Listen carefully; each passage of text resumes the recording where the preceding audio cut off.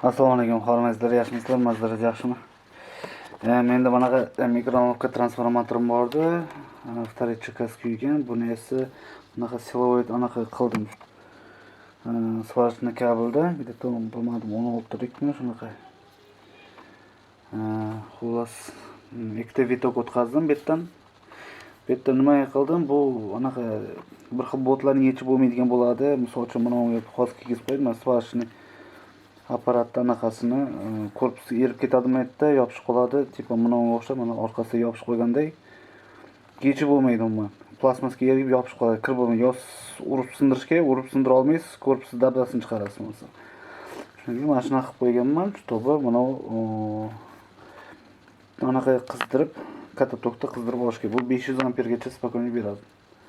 Xullas, toki напряжение yaxshi bo'lsa 600 ampergacha beradi. Xullas. Men aytdim, tok ko'kilish qilib qo'yganman. Hozir buni tekshiraman. Necha amper berishi? 400 dona chiqib beryapti. Qancha qarshiligini kam qilsak, shuncha katta tok bo'laveradi. O'ng qo'limdan qilyapman. Hatto tez rosa qizib ketadi bu. Hozir changni tozalab tashlaylik-da, yaxshi ko'rinadi. Mana shunaqa mikronovka, buzilgan mikronovka bo'lsa tashib olmaydilar-da. Shunaqa narsa qilib qo'ysangiz bo'ladi. Bittagina nima ketsa, yarim 1 metrdan kamroq 80 sm unaqa kabel kerak bo'ladi. Сварочный kabel kamida 16 lik bo'lishi kerak. Ikkita vitok qilsangiz bo'ladi. Mana buni 450 lik amper beryapti indamasdan. RMS bu anaqa AC antok переменный. Bu degani DC'dan ko'proq bo'ladi aslida. DC o'zgartirsa agar. Mana ham yerda. Nima farqlash. Напряжение kichkina. Mana 3 voltni 4 voltmi shunaqa atrofida. Lekin duga unaqa yo'q. Iskara qasaniydi. Nimasi yaxshi bu? Bunaqa narsa bo'lsa, o'sha aytgandek yopishib qo'ysa, mana ikki chekkasidan taqaysizlar boltni katta tokda, misol uchun 400 baland, ya'ni 300 amper. Buni sekin qizdirishni boshlaydi. Glavni qo'llaringizda pechatka bo'lishi kerak, juda tez qiziydi. Yo ploskam ushlash kerak, yo pechatka bilan. Mana shuni qizdirib, keyin plastmassa erishni boshlaydi. Сварочный apparat korpusidagi bo'lsa. Mana. Sekin erishni boshlaydi, keyin anaqa bilan отвертка bilan tiqib o'tkazaverasiz. Отвертка bilan ploska bilan bir tomondan hozir сварочный anaqa сварочный перчатка nastoящий mana bu. Kuymaydigan, lekin mana shundan ham issiq o'tib ketyapti. Hozir juda bo'lmayapti. Katta tok, bu hazilakam emas, 400-500 amper. Напряжение past bo'lganda tok katta. Zakon umum bo'yicha 405 amper. Qarshiligi qancha kam bo'lsa, shuncha anaqa bo'laveradi. Tok kuchi katta bo'laveradi. Keyin tok kuchi mana kabelga ham bog'liq. Agar qancha katta kabel sig'dira olsangiz, misol uchun rezinasi tiqsangiz, 3 ta vitok qilishingiz mumkin. Tok kuchi ham katta bo'ladi. Lekin kabel tez qizish boshlaydi, kichkina kabel bo'lsa. Qalin kabel qilsangiz faqat izolyatsiyasini olib tashlaysiz, ikkita sig'ish mumkin. Unda kamroq qiziydi, tok kuchi lekin uncha ko'p bo'lmaydi. Lekin kamroq qiziydi. Lekin anaqa qizdirib anaqa qilishlariga yaxshi. Lekin ko'p vaqt ishlatmasa, misol uchun maksimum 1 minut, 2 minut ishlatadigan bo'lsa, izolyatsiyasini olib turib, ustiga anaqa karton skoch yoki termosatka orqali izolyatsiya qilib, izolenta bo'lmaydi, trapchni ham bo'lmaydi. Trapchni sразу qotib qoladi.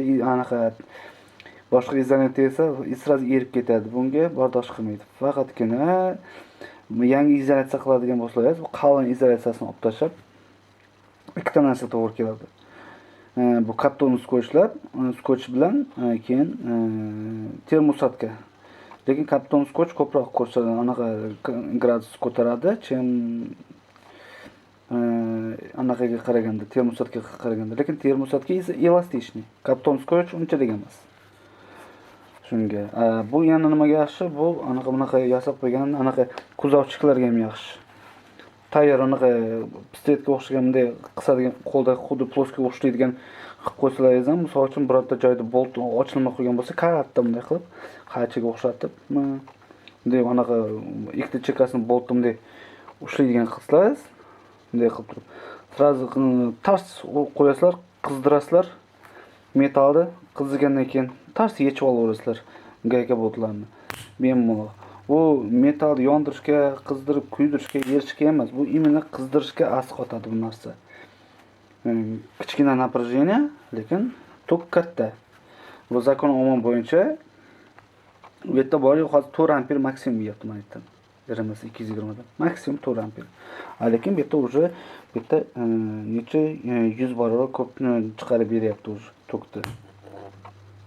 4 ampere maksimum, bu yerda 400 ampere chiqarib beryapti. Chunki bu yerda bor yo'q ikkita vita. Bu yerda demak bu yerda ancha ko'p. Bu yerda 200 vitokdan oshiq bo'lishi kerak. Undan ham oshiqda 300 vitok ham bo'lishi mumkin.